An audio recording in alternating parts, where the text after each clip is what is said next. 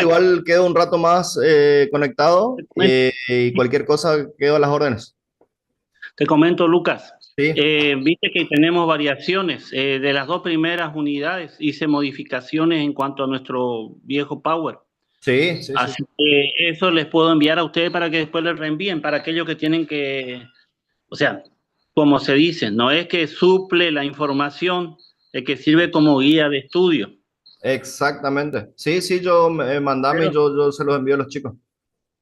bueno, perfecto. Quedamos así entonces. Listo, Muy listo, bien. chicos. Tomamos asistencia igualmente antes de que termine la clase, así que no se desaparezcan. Ulises, para mí la pregunta o para Edgardo. No, para el doctor Blanco. Bueno, los Bien. dejo entonces. Muy bien.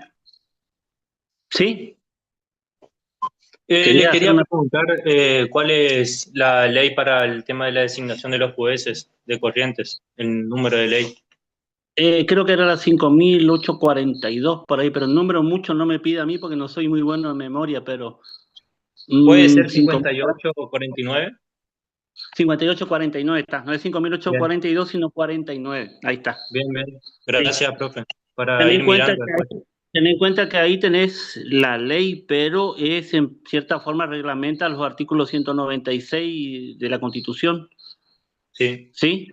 O sea, hay partes que se refieren o que se sustentan en lo que dice la Constitución respecto al tema de cuál es el procedimiento. Bueno, creo que habíamos empezado con, bueno, si te refería a lo de la ley, yo le había dicho que lo primero que se hace, el Consejo de la Magistratura convoca. ¿Hasta ahí estamos? Convoca cuando hay una vacante. Si te fijas en la ley, te van a decir que es un plazo de dentro de los 5 días, algo así, que tiene que convocar, y los días se toman hábiles. Después, el proceso total debería durar idealmente 90 días hábiles, entre el momento que se toma conocimiento de que hay una vacante y el tiempo en que tiene que estar nombrado un nuevo juez serían 90 días hábiles. ¿Está? En el procedimiento, una vez que se avanza, o sea, se fija la fecha del concurso, ya se avanzó con los antecedentes, ya se avanzó con la prueba de oposición, se hizo el psicológico y se pasa a la entrevista o coloquio, como se le suele decir también, en la cual se establece la terna. El plazo que tienen son 5 días, 5 días hábiles nuevamente, para indicar cuál es la terna. Eso se publica. Oficialmente la ley dice un día en el boletín oficial. Sí, también se publica un día en el boletín oficial, pero en la práctica, hace tiempo ya, te envían a tu propio WhatsApp y a tu propio correo la notificación en la cual te dicen cuál es el resultado total en cuanto a tu participación del concurso. ¿Sí? No te olvides que los que quedaron son 3 nomás. Entonces ahí lo que van a hacer es una nueva evaluación, porque yo les había mencionado, vos traes tus antecedentes y demás y te dan un puntaje en base a eso. El máximo, perdón, el mínimo que tenés que tener son 5 puntos para avanzar con el concurso. Después, cuando tenés tu prueba de oposición, que va de 1 a 100, esos 100, por así decirlo, se dividen después en valores numéricos del 1 al 10. Se hace un promedio entre tus antecedentes y tu puntaje, y eso sería tu puntaje hasta ahí. Luego se hace la entrevista o coloquio, se te da una nueva puntuación y los 3 que quedan en terna, igual a los demás también, se le indica cuál sería su porcentaje, su número de orden, cuál sería su puntaje final, digamos así, de este concurso. ¿Está? Dije dentro de los 5 días hábiles. Pero ¿qué pasa con esto?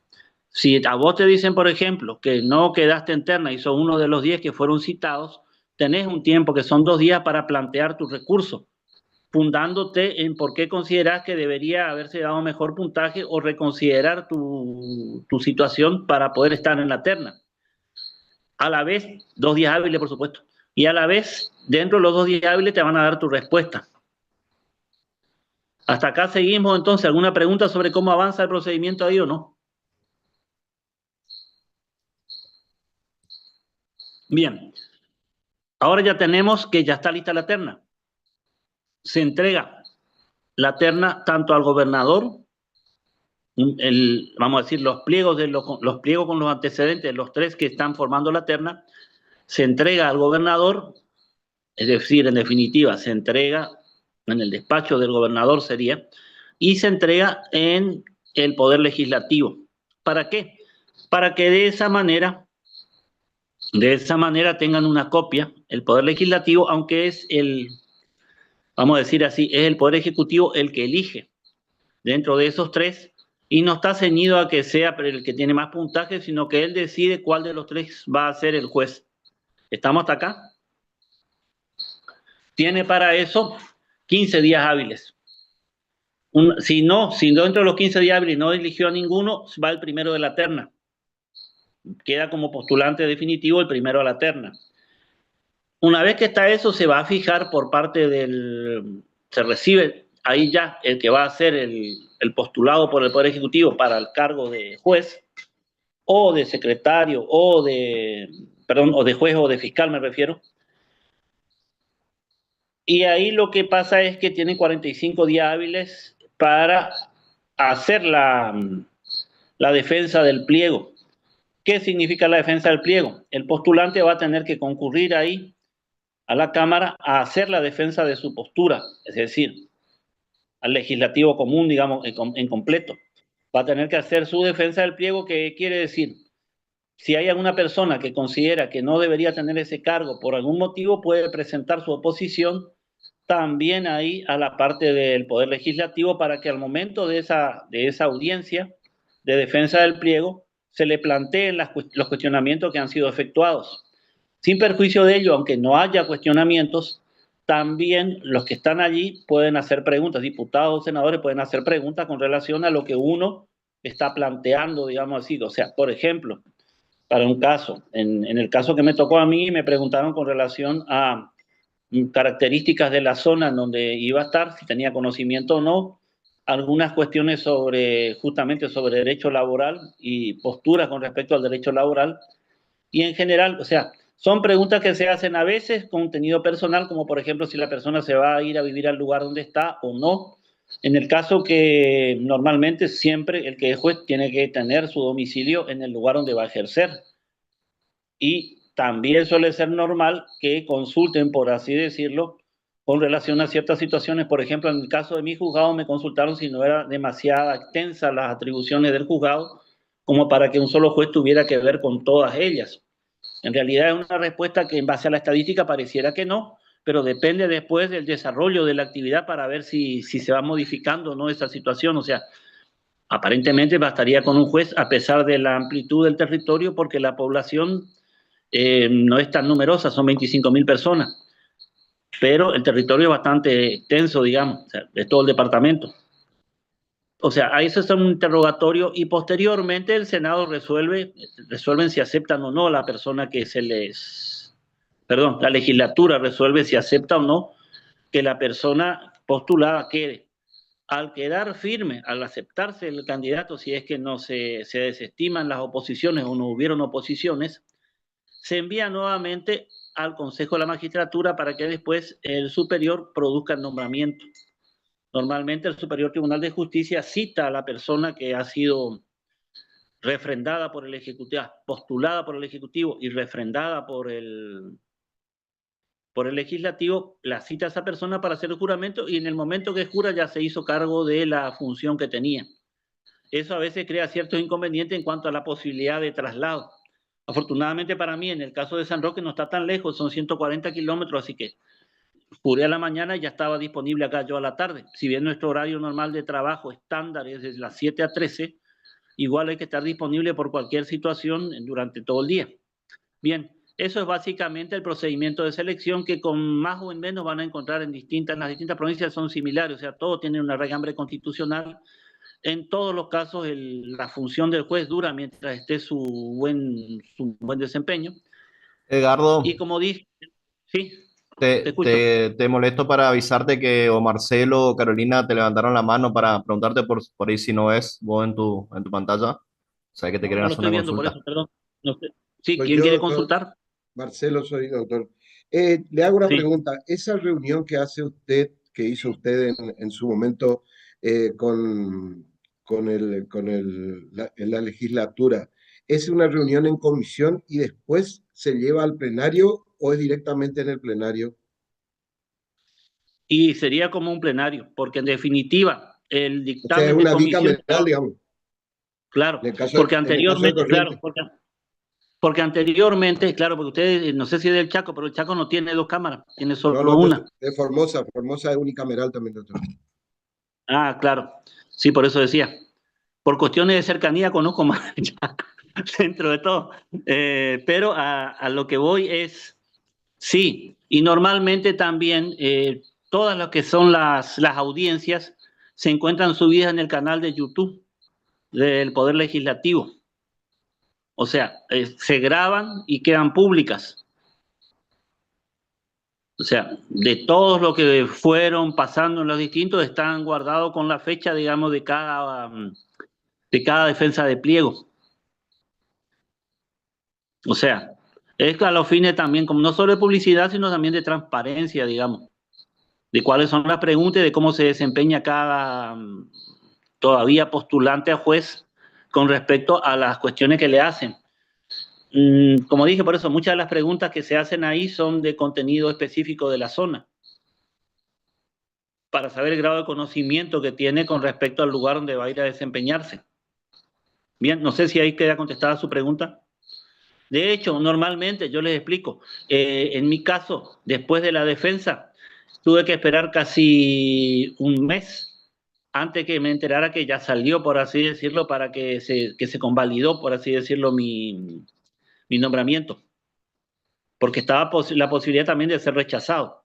O sea, esto puede ser aceptado o puede ser rechazado. ¿Esa Pero es la famosa normalmente, acordada, doctor? ¿eh? ¿Esa es la acordada que le dicen o no? El acuerdo. Ujú. Sí, lo que hacen es decir que aceptan mi postura, digamos así, aceptan mi postulación y me nombran, por así decirlo, como juez. Claro, En pero por realidad el eso digo, le nombramiento... dicen la acordada, que es cuando salen los nombramientos de todos los, tanto los personales, secretarios, escribientes, todo. No, no, no, no, eso es otro orden. Eso Ah, en otro orden, estamos en el legislativo. Lo que usted mm, estaba mencionando son acuerdos, que esos son reuniones del Superior Tribunal de Justicia. ah, Los 5 miembros del Superior Tribunal de Justicia establecen acuerdos para nombramiento de jueces. ujú, O sea, no es el nombramiento en sí, sino para la jura del juez. ah, Ahí bien. fijan la fecha de la jura. O sea, para tal fecha va a jurar, pero el acuerdo no es solo de eso. Para poner un ejemplo, el sistema de oralidad que empezamos a usar en la provincia fue un acuerdo del año 19, como se mencionó. ¿Me explico? El sistema de notificaciones nuevo es también un acuerdo. Entonces, son disposiciones de organización internas del Poder Judicial que son efectuadas por el máximo órgano judicial, que sería el Superior Tribunal de Justicia, que actúa Superintendencia, dentro del Poder Judicial como el órgano ejecutivo del judicial, por decirlo, valga el retrueca, ¿no? Digamos. Pero no, el nombramiento sí sale por acuerdo, pero no es que nos nombre el Poder Judicial. El Poder Judicial recepciona, por así decirlo, que fue aprobado el pliego del juez postulado en el legislativo, y al recibir esa aprobación, fija fecha para el juramento. El Bien, procedimiento bien. es que el Ejecutivo propone y la legislatura presta su acuerdo. O sea, proposición al En realidad, Ejecutivo el con acuerdo Ejecutivo de la elige en la legislatura. terna. En ¿Cómo? realidad, el Ejecutivo elige en la terna.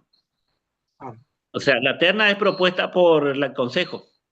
sí. El Y el Ejecutivo elige en Ejecutivo la elige terna, uno solo de esa terna, elige uno elige solo. en la terna por eso. Sí, y ese que es seleccionado por el Ejecutivo es a la vez sujeto a revisión del Legislativo.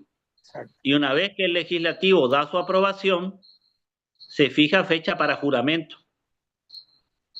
Claro, por eso dice, el Consejo propone y el Ejecutivo designa en acuerdo con el Legislativo. Así es, esa es la mecánica.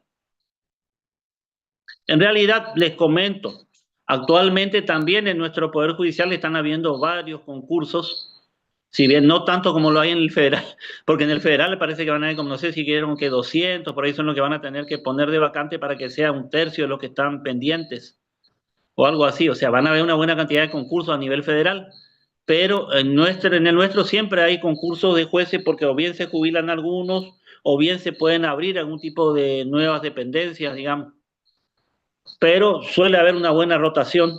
Lo único que debo mencionar es que en ciertas situaciones también, mientras por ejemplo, mientras un juez está, pongamos que en receso, por X motivo, pide una licencia, por lo que fuera, y todavía no se retira del cargo, si el plazo que se supone no va a ser mayor a 90 días, se nombra un juez sustituto.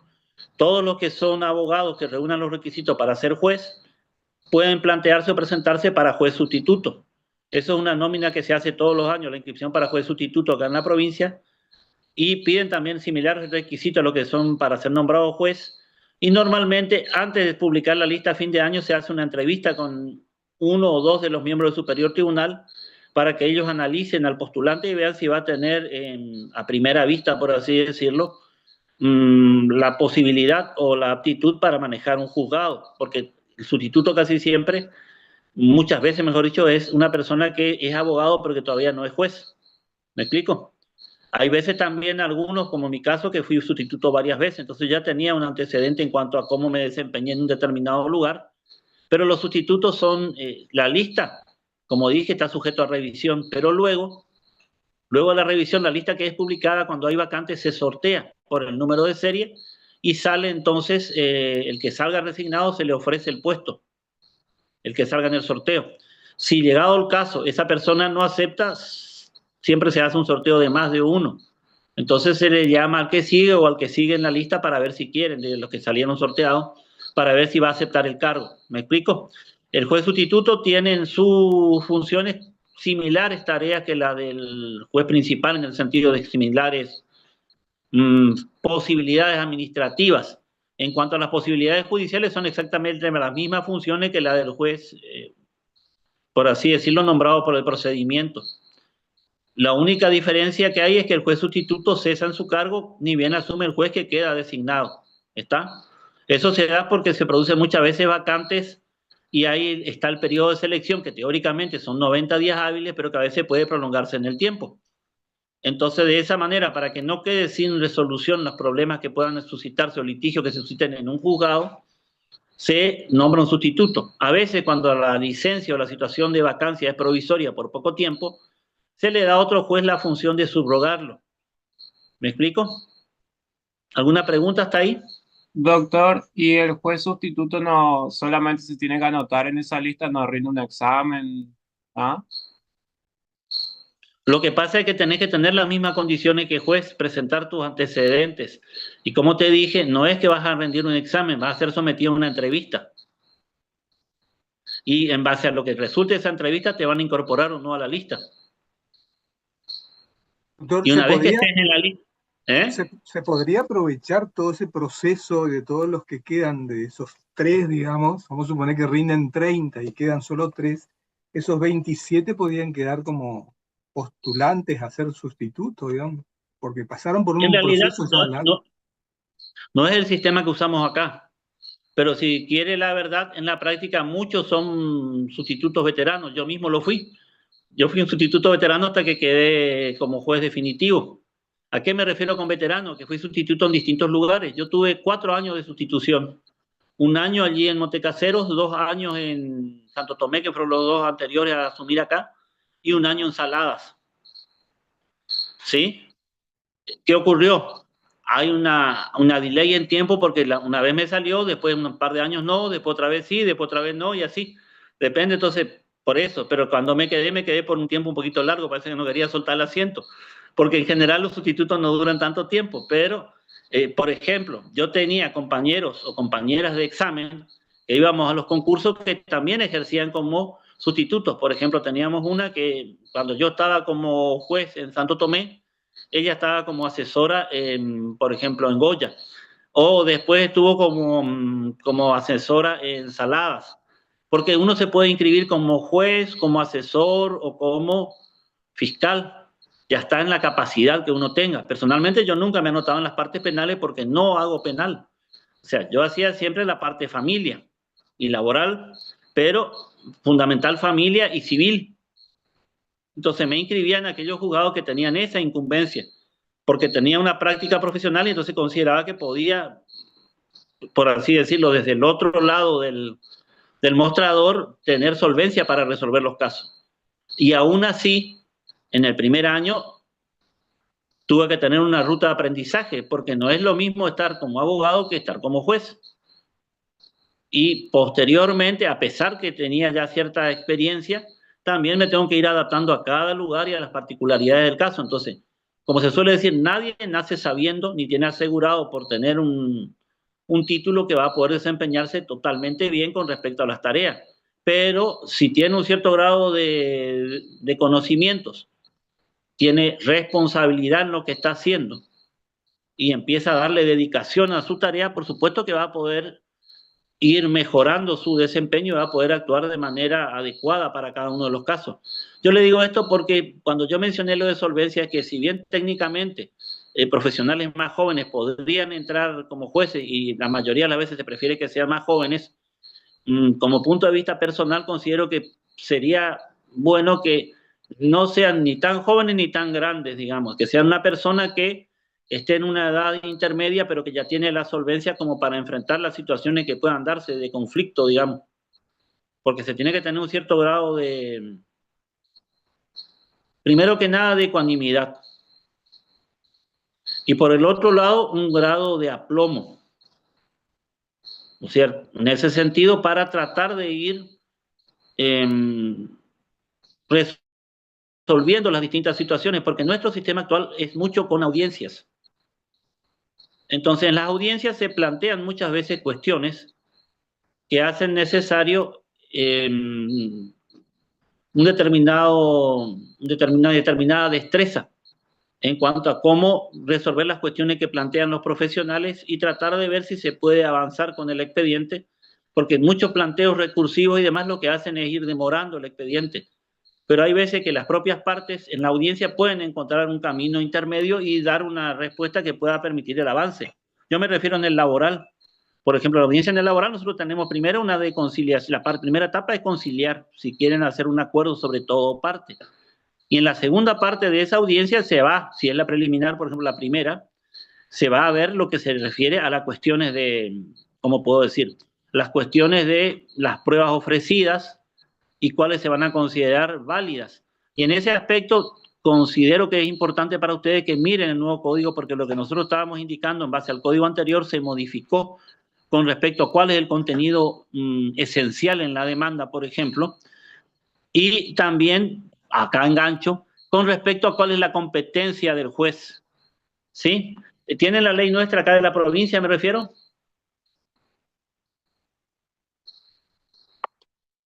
¿Tienen ustedes la ley de la provincia? Quiero específicamente si pueden empezar con el artículo 7º para ir avanzando con la competencia, digamos así, en materia. Ahí leo, doctor. Sí. Competencia en razón de la materia. Solo el A, por favor. Solo el A, por favor. Bueno. La controversia individuales de derecho entre empleadores y trabajadores derivadas del contrato de trabajo, de una relación laboral o en caso que se invoque su existencia, aunque la oposición de la pretensión se funde en disposiciones de derecho común. Esta incumbencia en cuestión de materia entonces indica que en principio son controversias individuales, las que tiene el juez que resolver, litigios entre un particular y otro, o entre una persona física y una persona jurídica, llegado el caso, pero son personas desde el punto de vista jurídico, individuales, que surjan de situaciones de la ley de contrato de trabajo o de otro tipo de relaciones laborales que no estén normadas por la ley de contrato de trabajo. Técnicamente, por ejemplo, las cuestiones de que se refieren a personal doméstico, por ejemplo, o agrario. ¿Se entiende? Ahí ya se van a aplicar las otras normativas, llegado el caso. Lo que nosotros no entramos es lo que corresponde a la administración pública. Eso va para la cuestión de lo que sería el contencioso administrativo. ¿Me explico? Pero siempre que sean controversias de ese tipo, nosotros tenemos incumbencia, los juzgados que son laborales. Y también dice, en el caso de, pero puede ser que la relación sea reconocida o no. En el caso que no sea reconocida, lo mismo tenemos que estar nosotros, porque no se olviden el principio de la verdad real. Nosotros tenemos que determinar si existe o no esa relación. Entonces, puede ser que una persona diga, yo trabajé para usted, y la otra diga, no, ni siquiera te conozco. Eso no quiere decir que por eso no pueda estar en un juzgado laboral, al contrario, tiene que estar en un juzgado laboral para determinar si esa relación existió o no. O sea, este ítem está relacionado a ese tipo de situaciones. No sé si me expliqué. ¿Alguna consulta? Vamos al B. Doctor, habían levantado la mano recién los compañeros Escurra y Herrera. Perdón, Escurra y Herrera. Sí, yo le No sé quería quiénes consultar, están juntos. Sí. en base a lo que usted dijo con respecto al asesor, el cargo de asesor en el juzgado laboral, ¿a qué se refiere? ¿Asesoría a la gente, digamos? O sea, No, o... perdón. Estuve mencionando generalmente. Nosotros el Poder Judicial tenemos dividido Poder Judicial propiamente dicho y Ministerio Público. El Poder Judicial está formado por jueces, secretarios y demás de las distintas competencias. ¿Hasta ahí voy? En cambio, el Ministerio Público tiene las funciones que son defensoría, asesoría y fiscalía. Cuando hay sustitutos pueden haber en cualquiera de esos ámbitos. La diferencia es que los que corresponden al Poder Judicial son ámbitos, como dije, del Superior Tribunal de Justicia y dentro del Poder Judicial. Los que son del Ministerio Público dependen del fiscal general. Pero también se hacen nóminas de sustituto. Simplemente estaba indicando, porque lo que ocurre es, si vamos a por así decirlo, al mismo nivel, digamos así, en cuanto a funciones, es el juez, el asesor, el defensor, el fiscal, serían equivalentes en tareas y en remuneraciones, ¿se entiende? Entonces, el sustituto que se inscriba puede inscribirse en cualquiera de esas opciones, solo que en uno estaría sujeto a la decisión que corresponde al Superior Tribunal de Justicia y en otro al del fiscal general. No sé si me expliqué. Sí, se entendió. Gracias. Bien. Bueno, volvamos ahora al artículo que estábamos viendo, que era el 7. No, ¿había alguien más que preguntó, perdón? ¿Solo eras vos? Bueno, entonces sí, vamos a avanzar con el B. ¿Quién puede leer el artículo 7, inciso B? Ahí leo, profe. Bueno.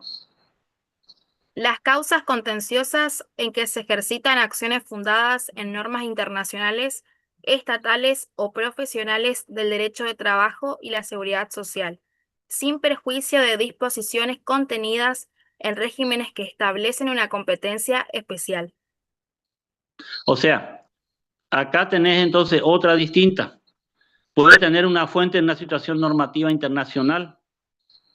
Esa controversia lo mismo nos corresponde a nosotros. O sea, no solamente, lo que está diciendo es, no interesa solo que sean leyes de nuestra zona, sino que también tenemos, recuerden que había hablado yo de la Organización Internacional de Trabajo, las recomendaciones y demás, ese tipo de situaciones en las que hay que resolver la aplicación de un determinado marco normativo, también nos toca a nosotros. ¿Se entiende esto? O sea, también somos nosotros los jueces. Y el trabajo y la seguridad social no sería la parte puramente contenciosa. Pero, por ejemplo, suelen plantearnos también a nosotros como amparos, digamos. Y esos amparos nosotros tenemos que resolver por más que técnicamente, en ciertos casos, podrían ser cuestiones que correspondan a la esfera contenciosa administrativa. ¿Está? Eso sería básicamente. Entonces, del derecho al trabajo y la seguridad social quedaste, ¿no es cierto? Y lo que se refiere es, sin perjuicio, se refiere a que, salvo que la normativa particular diga que no nos corresponde y establezca otro determinado órgano que tenga que intervenir. ¿Me explico?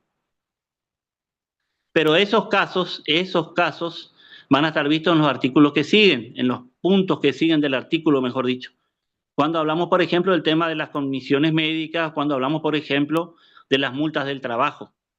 Ahí se va a poder ver que también se complementa esto que está acá, que son casos que en principio nosotros no tenemos que ver, pero que después somos como una especie de cámara de apelación en los juzgados.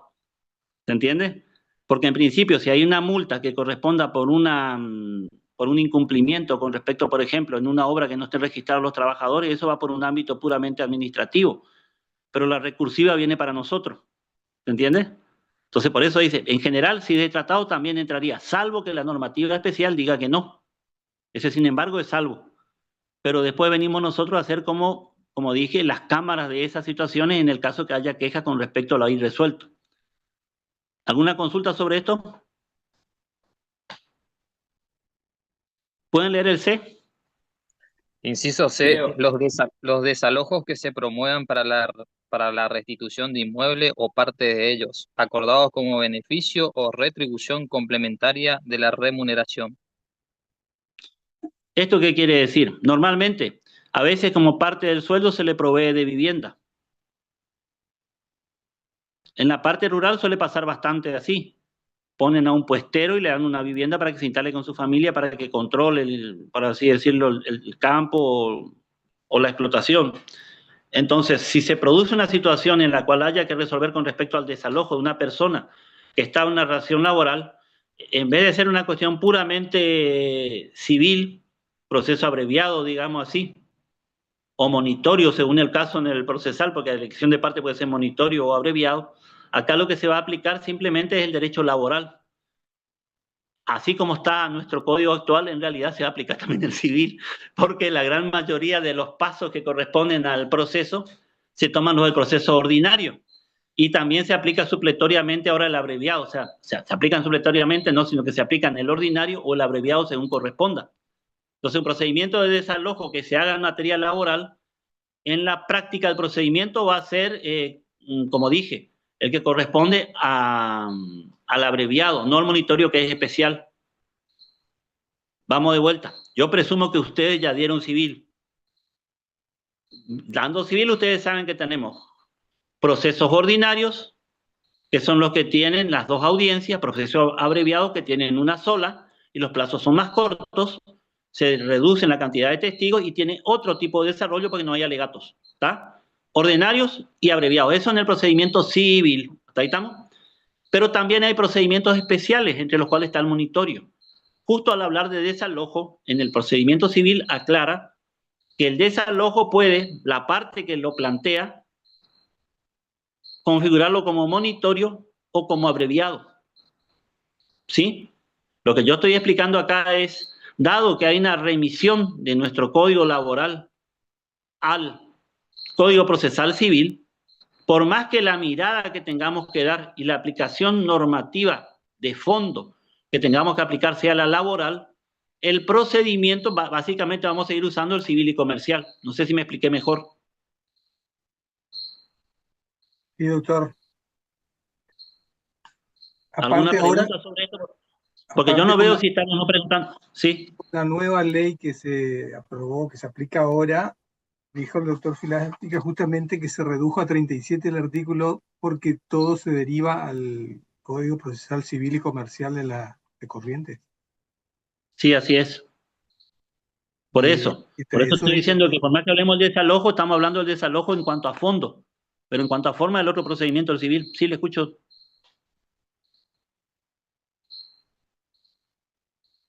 No, está bien, hablaba de eso nomás.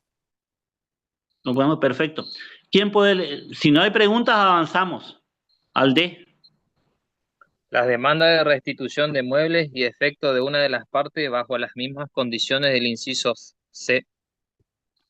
Por ejemplo, hay muchas explotaciones ahora que se utilizan entregando ciertos materiales a los trabajadores. Valga el caso, por ejemplo, si se trata de una cuestión de un motomandado que le provean del vehículo, si se trata de la cuestión de una persona que bajo relación de dependencia trabaja como remisero, ¿sí? O sea, hay muchas cosas que pueden estar siendo utilizadas por alguien, pero que en realidad la propiedad es de otro, pero se utiliza a los fines del trabajo. O como se da acá en la localidad, en ciertos casos, las personas que se dedican al corte del pasto. Hay quienes serían los empresarios, digamos así, y están los trabajadores que son los que van a hacer corte. Entonces, ese que va a trabajar para cortar el porte debe tener una suma que se le da, y el que cobra el servicio es el otro, el que actúa como proveedor del medio para el corte. Entonces, a eso se refiere. Pueden ser cosas que se utilizan para el cumplimiento de la tarea laboral o que sean en virtud de la relación laboral y que al momento del cese tienen que serle devueltas a quien resulta el que lo dio. Sería como una especie de, pongamos así, de comodato, ¿sí? Que se estaría devolviendo. Nuevamente estamos con lo que había mencionado anteriormente. Se tienen que aplicar los criterios laborales de fondo, pero el procedimiento nuevamente va a ser el otro. ¿Cuál sigue? ¿Quién puede decirme la E? Ese Las no sería... tercerías en los procesos de su competencia. ¿Cómo? Perdón, no te estoy escuchando. Las tercerías en los procesos de su competencia sería la E. Claro, por ejemplo, a veces se pide en determinadas situaciones que se proceda a un embargo preventivo. Por ejemplo, maquinarias que puedan haber en una empresa para asegurar el crédito que eventualmente pueda tener el trabajador. ¿Hasta acá me siguen? Sí, doctor. Entonces, ¿qué pasa si viene una persona y dice, no, pero esta máquina es mía? Yo la estoy arrendando. Por ejemplo, fotocopiadoras. O sea, hay empresas de fotocopiadoras que dan las máquinas para que se produzca el trabajo a cambio de que se le compre los insumos. Y entonces, por ejemplo, se le compra todo lo que serían los toners, se le hace que ellos hagan el servicio y demás y se paga eso, pero la máquina le pertenece a la empresa que presta el servicio. Si, por ejemplo, un empleado de esa fotocopiadora pide un embargo y se dispone el embargo, y después viene el propietario y dice, no, para, esta es mi máquina. Entonces eso sería tercería. El hecho que un propietario aparente no lo es, y entonces el verdadero se presenta para reclamar los derechos que le correspondan. ¿Me explico? Entonces, a esa idea va tercería. Yo le pongo los ejemplos más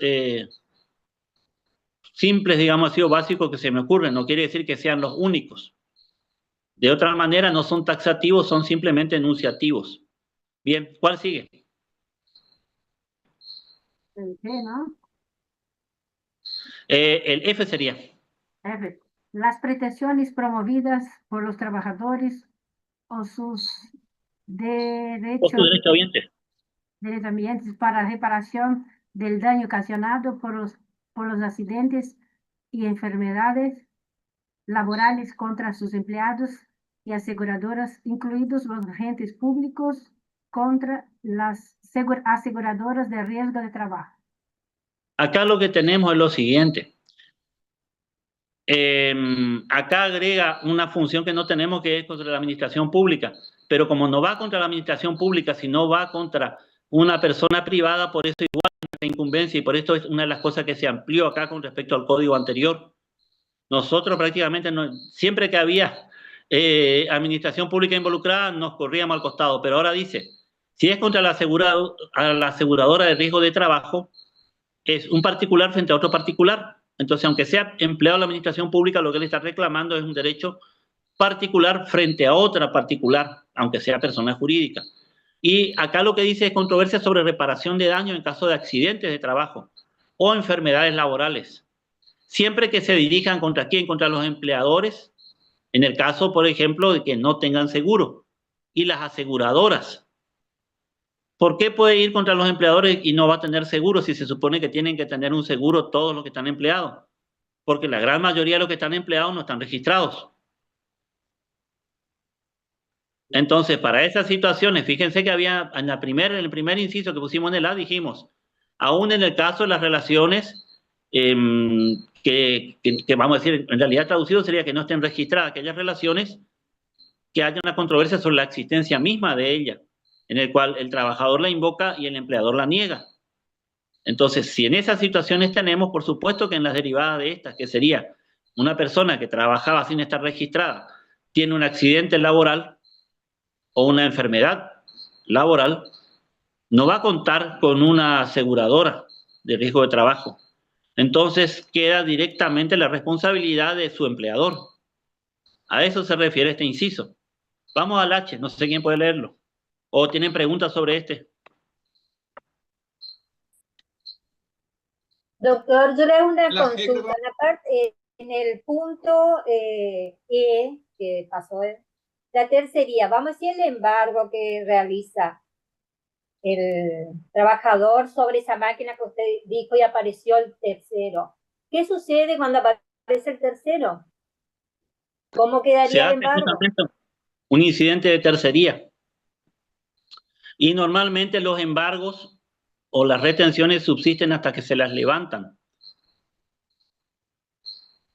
O sea, puede presentar como un incidente de tercería en el expediente principal, porque el principal tuvo que haberse ordenado, en algún principal se tuvo que haber ordenado un embargo sobre ese bien. De hecho, por eso mismo, como un ejemplo, para evitar esas cuestiones en lo que sería el líquido, porque no se olviden lo que dice nuestro Código Procesal, civil me refiero en general, que dice que las medidas cautelares tienen que ser adecuadas a la situación, proporcionales, y tienen que tenerse en cuenta también que la que ocasione menor perjuicio. ¿Está? Si la suma presunta a reclamar es una suma bastante amplia, entonces en ese caso se puede dar máquinas que puedan ser muy valiosas como elementos para tenerlas, por así decirlo, para tenerlas a los fines de darle como embargo. O si no, se buscan otras, vamos a decir, proporcionales. Yo cuando estuve allá en Caseros, por ejemplo, tenía muchos embargos con respecto a determinadas tareas en las que pedían sobre inmuebles. Pero yo tenía en cuenta la proporcionalidad. O sea, depende de cuánto es lo que estás reclamando, si podés avanzar con un inmueble. ¿Me explico? Porque si usted está reclamando una suma que resultaría el equivalente a un 2% del valor del inmueble, más bien, primero vemos si no hay otra forma de obtener esos recursos y esa seguridad para el trabajador, porque si no sería una afectación excesiva, desproporcionada. Eso sería como una especie, no sé si le sirve de respuesta, pero sería una idea. Y tenga en cuenta ahora que hay una institución que es la contracautela, la medida, que si uno trabaja o si uno es asesor de una empleadora y quiere evitar que se afecte el capital de trabajo, puede presentar una caución suficiente como garantía previamente, vamos a decir, en el hecho de considerar que va a haber una demanda laboral, entonces ya puede presentarse diciendo, para el caso de este trabajador ofrezco tal bien que cubriría tanto. ¿Se entiende o no? Entonces la idea es justamente evitar, pero eso ya es una cuestión que tiene que decir el profesional si va a hacer o no ese pedido de la medida contracautelar. Porque usted sabe bien que la contracautelar se puede aplicar mientras no haya un embargo. Después lo que se puede pedir es una sustitución, que es muy distinto. ¿Está? No sé si le expliqué. Profe, entonces, por ¿Cómo? ejemplo, ¿se me escucha? Sí, te estoy escuchando. Que bueno, entonces o sea, las acciones se dan en el marco de un principal por un tercero que quiere recuperar su cosa que está embargado o retenido a petición del trabajador, digamos, contra su empleador. Entiendo que es así. Sí, eso es como vos decís. Fíjate, lo que ocurre, por ejemplo, ponete el caso que sea una empresa que se dedique, vamos a poner a textil, y el empleado textil le deben tantos años de trabajo, ponerle 10 años, 12 años, y la suma que resulta un poco astronómica lo que tiene que pagarse, porque son los sueldos, hay que tener en cuenta las posibles indemnizaciones en el caso que no esté bien registrado y todo lo demás. Entonces se puede presentar un monto más que abultado, digamos, como pretensión, aunque todavía no se tenga resuelto. Pero no te olvides que para una medida cautelar necesitas verosimilitud del derecho. Y el peligro en la demora estaría que no vendan las máquinas y te quedes sin capital, o no se venda al fondo de comercio y te quedes sin dónde hacer valer. Entonces lo que se quiere es asegurar. ¿Se quiere asegurar qué? Se quiere asegurar una base de bienes para poder cobrar llegado el caso, para que no sea insolvente el empleador o el presunto empleador. Entonces, eso es lo que hace que se pueda avanzar con una medida sobre determinados bienes. Perdón. No, mira que porque depende de lo que sea, no puedo, o sí. Bien. No, se puede rechazar porque pensé que era de acá. Si era una de acá, no puedo rechazar, tengo que mirar. Pero bueno, volviendo a lo que iba. Entonces, es así como vos dijiste. Se trata de que algún bien que se encuentre dentro de la explotación sea utilizado como garantía para el trabajador. ¿Está? Y lo que pasa es que el propietario real se va a encontrar perjudicado porque puede ser que él alquila las máquinas y cobra una suma. Y después se encuentra imposibilitado. Pongamos que el empleador ya no le paga el alquiler y él quiere retirar su máquina. Porque casi nunca le van a avisar, mira que tengo un embargo. ¿Se entiende? Pero el problema que hay es si se llega a enterar que está embargado, por supuesto que se va a presentar y va a reclamar que eso no pertenece. Pero también tener en cuenta que el embargo es una cosa y la ejecución del embargo es otra muy distinta. Cuando se trata del embargo, se puede tomar sobre un bien y después se puede determinar si ese bien corresponde o no realmente a la persona que está siendo embargada. Porque para ejecutar tenés que cumplir con ciertos requisitos. Por ejemplo, si el bien tiene registración, determinar si está o no. Cuál sería el titular de ese registro.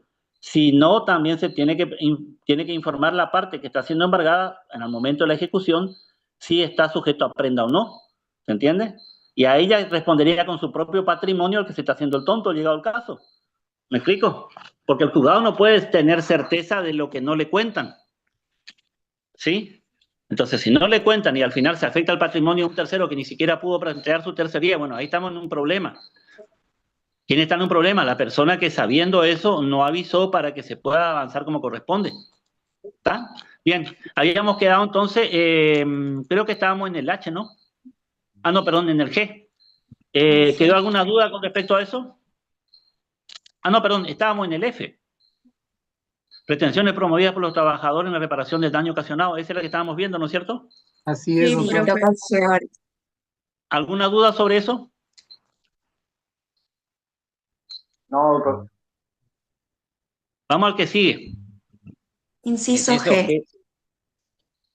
Los Los recursos de recursos de apelación apelación interpuestos contra los dictámenes de las comisiones médicas, conforme al procedimiento establecido en la Ley de Riesgos del Trabajo, sus modificatorias, normas reglamentarias y las disposiciones previstas por las leyes provinciales. Eso no está dentro de mi cabeza, está en el libro. Las comisiones médicas son aquellas que hacen la evaluación con respecto a los accidentes laborales. Pueden determinar también el porcentaje o no de discapacidad que se produce. Entonces, las comisiones médicas es un procedimiento de tipo administrativo ante las propias comisiones médicas. Pero, ¿qué pasa? Las comisiones médicas pueden dar un dictamen y después la persona considerar que esa discapacidad fijada no es la que realmente corresponde. Entonces, frente a esa situación, van a recurrir al juzgado laboral cercano. ¿Me explico? En mi caso, por ejemplo, cuando estuve en Santo Tomé, hay una comisión médica en Santo Tomé, entonces mi juzgado era el que correspondía cuando se producían esas situaciones de, por así decirlo, recursivas con respecto a lo que daba la comisión médica. En ese entonces lo que nosotros solíamos solicitar era que nos indicaran que se había terminado el procedimiento ante la comisión médica y esta había establecido el porcentaje de discapacidad. Aunque hubo un periodo en que también, como no tenían las comisiones médicos, bastaba con indicar que habían presentado ante la comisión médica y podían avanzar después con nosotros, porque la comisión médica en realidad tenían que esperar que se nombre. Eso fue un periodo de unos casi 6, 7 meses que estuvieron sin médico en la comisión médica en Santo Tomé. Pero básicamente, no sé si queda claro, la comisión médica es la que hace la evaluación con respecto a la discapacidad o lo que serían también las cuestiones con respecto a cualquier tipo de disminución de capacidad laboral, la posibilidad de que el trabajador continúe no desempeñándose y en qué condiciones en el caso del determinado tipo de enfermedad o condición laboral. ¿Sí? ¿Alguna pregunta?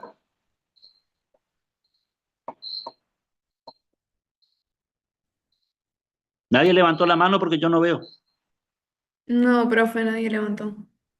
Bien, vamos al H. Inciso El H. trámite para la regulación y ejecución de honorarios judiciales y extrajudiciales sobre las cuestiones estrictamente laborales. En nuestra provincia nosotros tenemos una ley de honorarios. No me pidan el número. Si mal no me acuerdo, 5.822, algo así. Yo sé que está y sé dónde buscarla, digamos así, porque tratar de memorizar toda la información a veces es medio complicada. Pero lo que la ley de honorario establece es que pueden haber actuaciones extrajudiciales del profesional y actuaciones judiciales. El mínimo de las extrajudiciales suele ser 5 ius. El mínimo de las judiciales depende de la naturaleza del proceso, pueden ser 10 o 20 ius. El ius ahora en la provincia de Corrientes está en 52.000 pesos. Y es un 1% del sueldo del juez.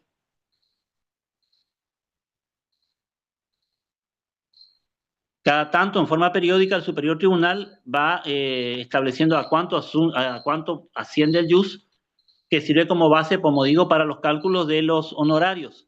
Tengan en cuenta que esto que le estoy diciendo es muy, muy por arriba, muy básico, porque también la ley de honorarios para determinados procesos lo fija sobre porcentajes del proceso.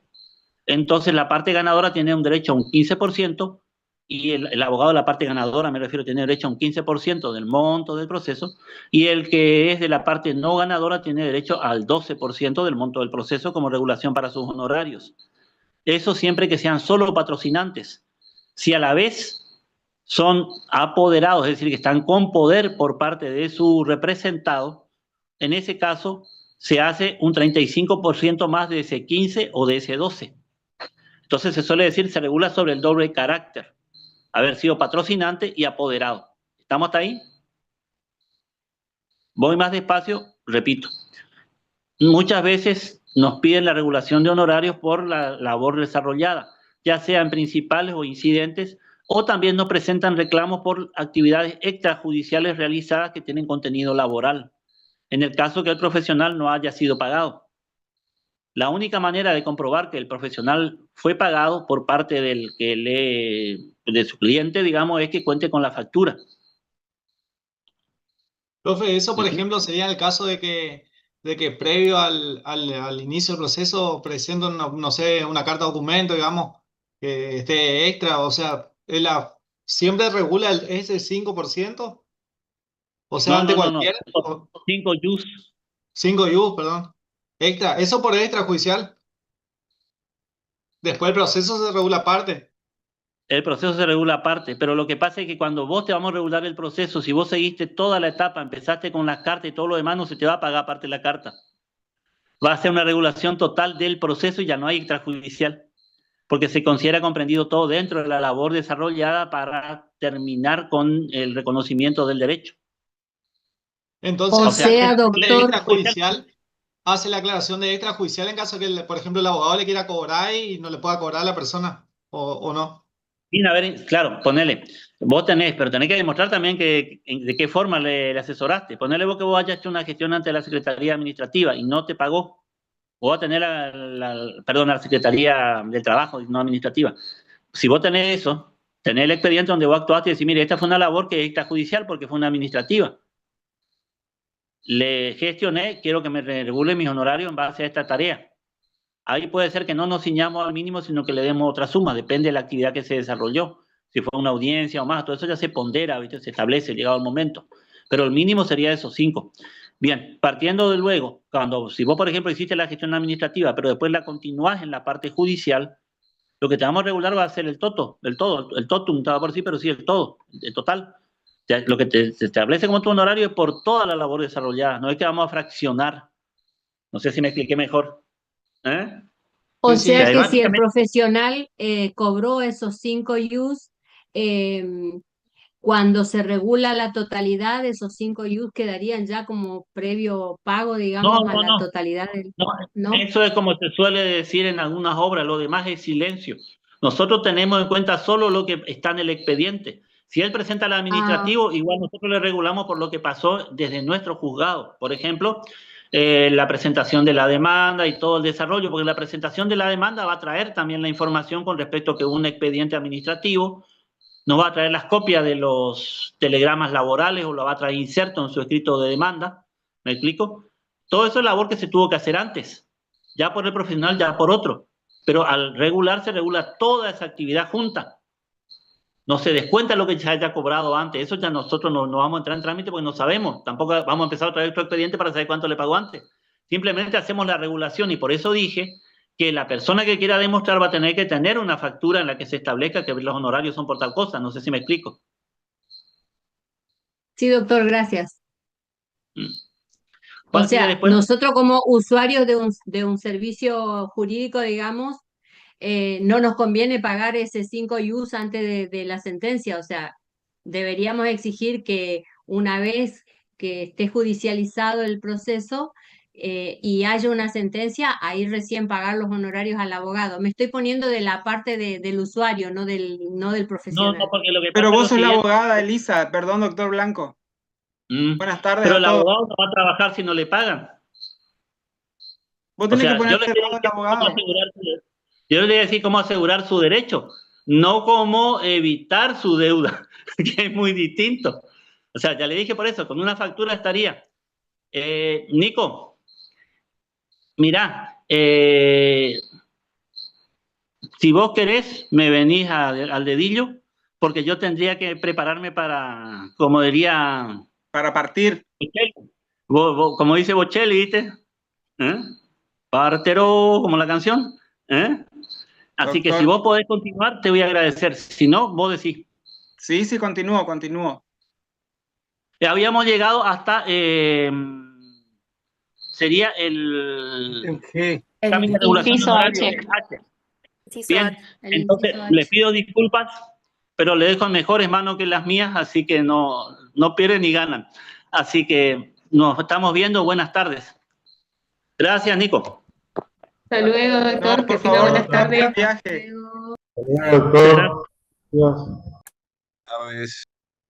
Bueno, buenas tardes a todos. Ahora el doctor Filártiga Lucas les va a tomar asistencia y después tienen un recreíto y después continúan conmigo. Tomó asistencia ahora. Nico, ya tomé asistencia, así que vamos al recreo nomás. Bueno, perfecto. Y nos reencontramos menos cuarto. Dale, perfecto. Listo. Gracias.